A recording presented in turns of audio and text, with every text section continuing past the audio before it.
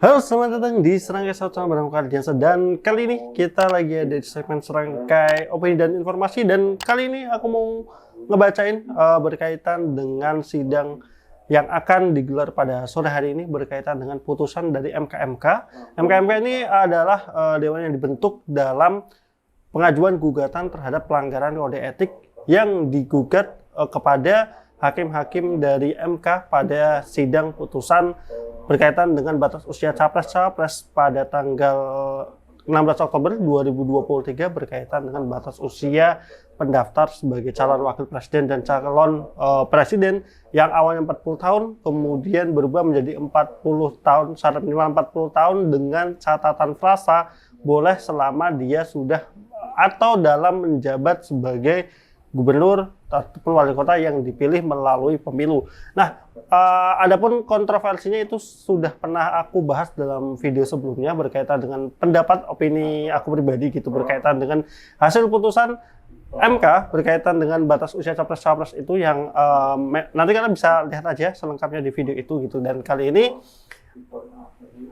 nanti sore hari ini hari Selasa tanggal 7 November 2023 jam 4 informasinya akan digelar untuk pembacaan putusan dari hasil penyelidikan dari MKMK yang sudah dilakukan sidangnya per minggu kemarin di hari Senin sampai dengan hari Jumat sidang MKMK sendiri, dan hari ini adalah putusannya. Dan sebelum itu aku sampaikan terlebih dahulu bahwasanya ini adalah pertama kalinya seluruh hakim MK yang terlibat dalam sebuah persidangan itu dilaporkan atau digugat ke Dewan Etik berkaitan dengan pelanggaran kode etik sebagai hakim dalam pemutusan perkara. Dan dari ke-9 hakim tersebut, itu yang pertama ada tentu dari ketua MK-nya sendiri Pak Anwar Usman yang dilaporkan dan mendapatkan jumlah pelapor terbanyak, yaitu ada 15 laporan ataupun 15 gugatan berkaitan dengan masalah kode etik ataupun yang lainnya berkaitan dengan Anwar Usman sebagai ketua MK di putusan kemarin berkaitan dengan masalah capres-cawapres. Kemudian ada lagi dari Hakim Manahan, MP Sitopul dan juga Guntur Hamzah, masing-masing mendapat ada 5 laporan. Selanjutnya ada Saldi Isra dan Arif Hidayat, masing-masing 4 laporan. Eni Nurbaningsih dan Daniel Yusmikfuh masing-masing 3 laporan, sementara Suhartoyo dan Wahiduddin Adam masing-masing 1 laporan. Jadi 9 lengkap semua hakim MK yang terlibat dalam putusan capres-cawapres batas usia dilaporkan dan dalam gugatan, dan yang terbanyak adalah dari Bapak Anwar Usman ya. Ini yang kalian bisa tonton di masa opini berkaitan dengan putusan kemarin. Politis terhadap putusan itu apa sebenarnya yang melatar belakangi kenapa terjadi gugatan ini. Kalian bisa, mungkin yang kurang paham bisa tonton terhadap opini itu, karena memang kalau kita bicara dari apa ya istilahnya para ahli dan juga para tata hukum negara, banyak yang berpendapat memang seharusnya MK itu tidak bisa memberikan putusan berkaitan dengan masalah batas usia, karena batas usia itu legal standingnya ada di legislatif gitu, dan itu lebih apa ya utamanya adalah pemutusannya itu di DPR dan juga kewenangan di DPR dan juga presiden tentunya yang dalam hal mungkin bisa memberikan PP atau segalanya gitu. Kalau untuk yang MK ini kan sifatnya yudikatif dan ini tidak secara konstitusional gitu dikatakan beberapa ahli, dan memang jatuhnya kepada arahnya politis terhadap putusan masalah batas usia capres-cawapres tersebut. Nah, ada beberapa skema dari yang sempat disampaikan ataupun beberapa kalimat yang disampaikan oleh Prof. Jimli itu selaku ketua MKMK gitu yang dibentuk untuk menangani kasus gugatan ini gitu. Dan ada beberapa skenario yang kemungkinan akan keluar ataupun hasil putusannya. Yang pertama adalah yang ada beberapa orang mengharapkan, yang pertama ada ini yang paling istilahnya akan banyak kontroversi gitu dalam hal ada yang mendukung, ada yang enggak. Yang pertama ada berkaitan dengan dinyatakan bahwasanya 9 hakim itu dinyatakan bersalah dan berkaitan putusan MK sebelumnya pada tanggal 16 Oktober berkaitan dengan batas usia capres-cawapres itu tidak sah. Artinya kalau misalkan memang ini yang nanti putusannya terjadi, artinya nanti Prabowo Subianto akan diberikan waktu untuk mengajukan ganti terhadap pencalonan ataupun dari wakil presidennya sendiri, bakal calon wakil presiden yang sebelumnya didaftarkan atas nama Gibran Rakabuming Raka selaku wali kota Solo yang mana usianya masih di bawah 40 tahun.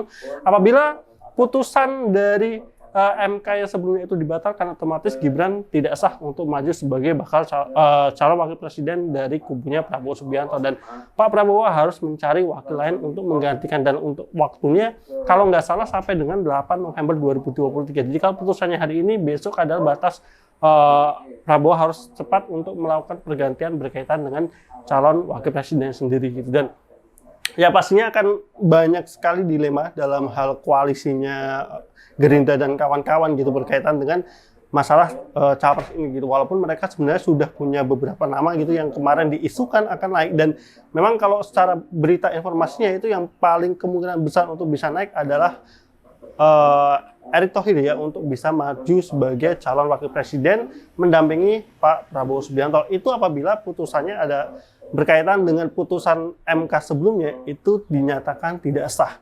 Nah, skema yang kedua mungkin sama, untuk beberapa hakim dinyatakan tidak sah, jadi tidak keseluruhan, tetapi konklusinya sama, yaitu putusan MK sebelumnya itu dinyatakan juga tidak sah. Nah, itu yang tadi skemanya seperti yang tadi saya sampaikan, dan pro kontra pasti tetap ada gitu. Utamanya adalah para pendukung dari Mas Gibran sendiri gitu, yang berkaitan dengan artinya kalau putusan ini itu dinyatakan tidak sah, ya pasti mereka kecewa gitu, karena artinya dari Gibran Rakabuming Raka sebagai wali kota Solo yang sekarang sedang menjabat itu tidak bisa maju di bursa capres-capres 2024 gitu.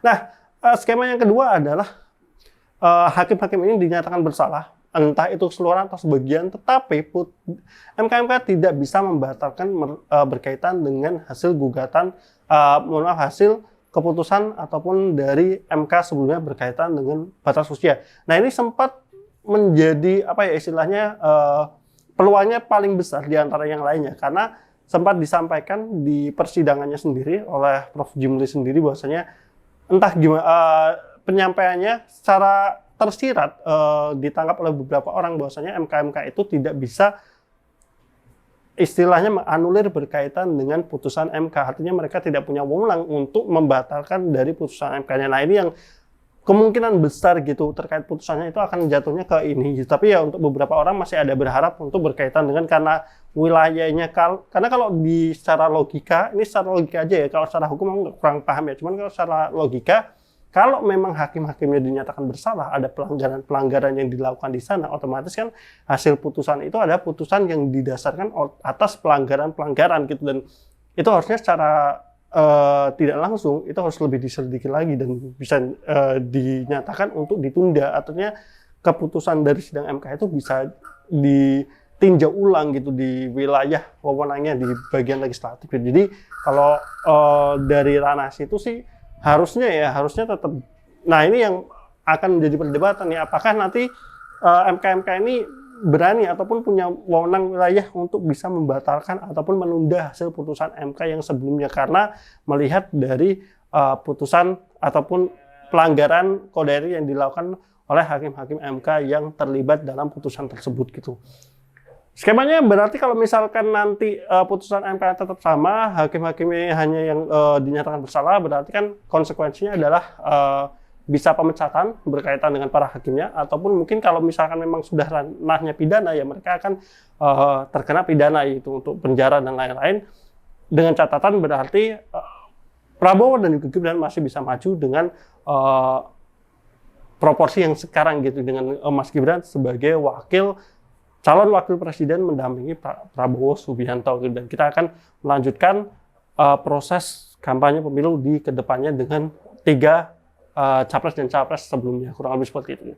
Nah, yang ketiga adalah skemanya ya, skema yang ketiga ini berarti para MK ini, hakim-hakim para MK yang dibentuk itu tidak bisa membuktikan bahwasanya hakim MK yang terlibat dalam gugatan itu bersalah. Artinya semuanya tidak dinyatakan bersalah dan semuanya bebas dari tuduhan dan gugatan. Nah, ini yang ya kita berdoa aja sih semuanya yang terbaik. Kalau memang itu adalah pelanggaran konstitusi, pelanggaran kode etik, ya semoga para hakim MK itu bisa memutuskan dengan sebaik-baiknya dan juga berlandaskan pada kejujuran dan juga keadilan dan melihat pada kepercayaan masyarakat terhadap MK itu sendiri gitu. Karena itu juga harus dipertimbangkan karena MK sendiri kan nanti akan menjadi wasit gitu, bisa dikatakan dalam pemilu 2024. Jangan sampai masyarakat itu tidak percaya lagi dengan MK gitu, yang menjadikan nanti pemilu 2024 lebih panas daripada pemilu sebelumnya dan mengakibatkan perpecahan-perpecahan yang ada. Jadi kita nunggu aja